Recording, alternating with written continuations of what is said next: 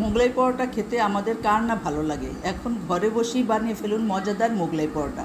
আসসালামু আলাইকুম, welcome back to my channel. আজকে আমি দেখাবো কিভাবে ঘরেই অত্যন্ত মজাদার মোগলাই পরোটা তৈরি করা যায়।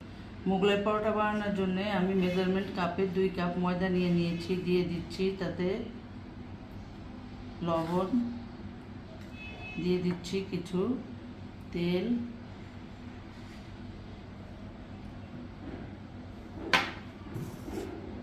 এখন আটাটা নরম করে গুলিয়ে নেব। অল্প অল্প করে পানি দিয়ে আপনারা আটাটা গুলাবেন, প্রথমেই বেশি পানি দেবেন না।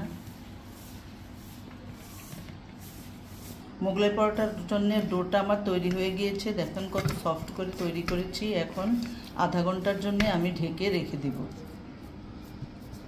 মোগলাই পরোটা তৈরি করার জন্য আমি এখানে কিছু পেঁয়াজ, কাঁচামরিচ আর 1 টেবিল চামচ পরিমাণ চাট মশলা, সামান্য কিছু লবণ দিয়ে নিয়েছি। এখন আমি এর সাথে 3টা ডিম নিয়ে নেব। 2টা মোগলাই পরোটার জন্য আমি এখানে 3টা ডিম নিয়েছি।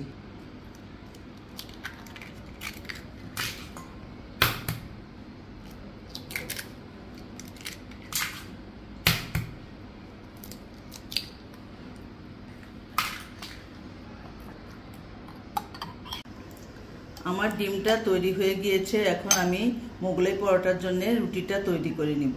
দেখুন আধা ঘন্টা পর আমার ডোটা কত সফট হয়ে গিয়েছে। এখন আমি মোগলাই পরোটার জন্য রুটি বেলে নিব।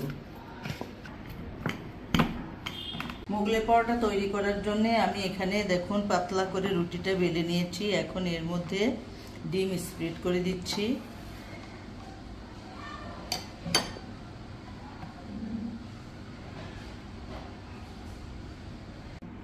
দেখুন আমি ডিমকে স্প্রেড করে দিয়েছি। এখন এভাবে ভাজ করে নিব। এভাবে মোগলাই পরোটা আপনার ভাজ করে উপর দিয়ে হালকা একটু ডিম দিয়ে, যাতে পরোটার লেগে যায়। পরোটার ভাঁজগুলো লেগে যাওয়ার জন্য আমি হালকা করে সাইডসগুলোতে ডিম দিয়ে দিচ্ছি। এভাবে সাইডসে ডিম দিয়ে বন্ধ না করলে ভাজার সময় খুলে যেতে পারে। আমার পরোটা তৈরি হয়ে গিয়েছে। এখন আমি হালকা আঁচে ভেজে নেব।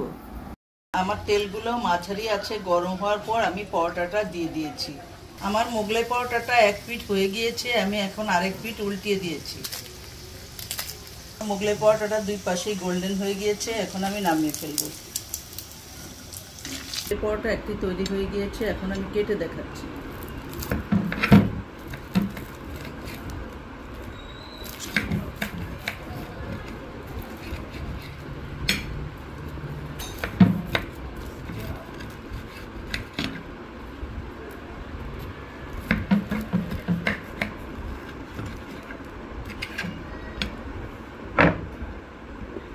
দেখুন আমার মোগলাই পরোটা ভিতর থেকে কত সুন্দর হয়েছে। তৈরি হয়ে গেল ঘরেই ক্রিস্পি ও অত্যন্ত সুস্বাদু মোগলাই পরোটা। আমি তেঁতুলের টক দিয়ে সার্ভ করেছি, যা খেতে আরও অসাধারণ লাগবে। রেসিপিটি আপনারা অবশ্যই ট্রাই করে দেখবেন ও ভালো লাগলে অবশ্যই লাইক দিয়ে কমেন্ট বক্সে জানাবেন। এবং আরও নতুন নতুন রেসিপি পেতে চ্যানেলটি অবশ্যই সাবস্ক্রাইব করুন। ধন্যবাদ।